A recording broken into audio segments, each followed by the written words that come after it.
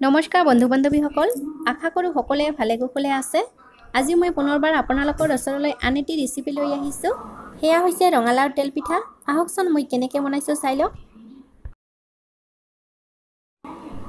প্ৰথমতে লৈছোঁ এটা মই চচপেন আৰু ইয়াত দিছোঁ মই ডাঙৰ কাপেৰে একাপ পানী আৰু লাগিব আমাক গুড় লৈছোঁ মই এবাটি আৰু এইখিনি এতিয়া মই গলিবলৈ দিম।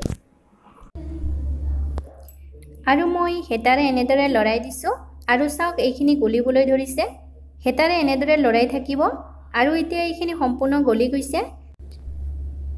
আৰু মই গেছ অফ কৰি নমাই লৈছোঁ, যিহেতু গুড়খিনি অলপ লেতেৰা থাকে। এতিয়া মই চাকনিৰে সানি লৈছোঁ।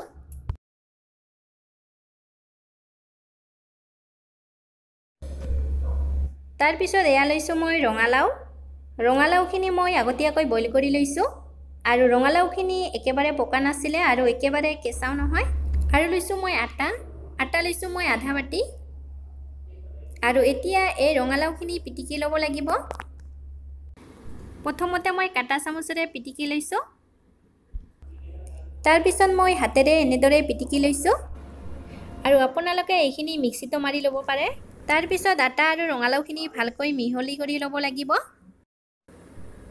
আৰু এতিয়া গলাই লোৱা গুড়খিনি এনেদৰে দি যাব, অলপ অলপকৈ দিব, একেবাৰে নিদিব, নহ'লে মিশ্ৰণখিনি পনীয়া হৈ যাব পাৰে। আৰু মই দিছোঁ অলপমান বেকিং পাউডাৰ। মই সৰু চামুচেৰে 4 ভাগৰ এভাগ বেকিং পাউডাৰ দিছোঁ আৰু এইখিনি ভালকৈ এতিয়া মিহলাই ল'ম। তাৰপিছত দিছোঁ অলপমান মই নিমখ আৰু নিমখখিনি মই এনেদৰে ভালকৈ মিহলাই লৈছোঁ। আৰু এয়া চাওক, পিঠা বনোৱা মিশ্ৰণখিনি মোৰ হৈ গ'ল। মিশ্ৰণখিনি এনেকুৱা হ'লে হৈ যাব। তাৰপিছত মই কেৰাহী এখন গৰম দিছোঁ। কেৰাহীত মই ৰিফাইন তেল দিছোঁ, আপোনালোকে সৰিয়হ তেল দিব পাৰে। আৰু তেলখিনি গৰম হোৱাত এনেকৈ হেতাৰে মই অলপ অলপকৈ দি এখন এখনকৈ পিঠা বনাই যাম। এয়া ধুনীয়াকৈ ফুলি উঠিছে আৰু এনেকৈ ওলোটাই ভাজি লৈছোঁ। আৰু দুয়োটা চাই ৰঙা হৈ পৰিছে আৰু মই এয়া উলিয়াই লৈছোঁ। আৰু গোটেইকেইখন মই এইদৰে ভাজি যাম। আপোনালোকেও এনেকৈ বনাই চাব আৰু খাবলৈ বহুত টেষ্টি হয়।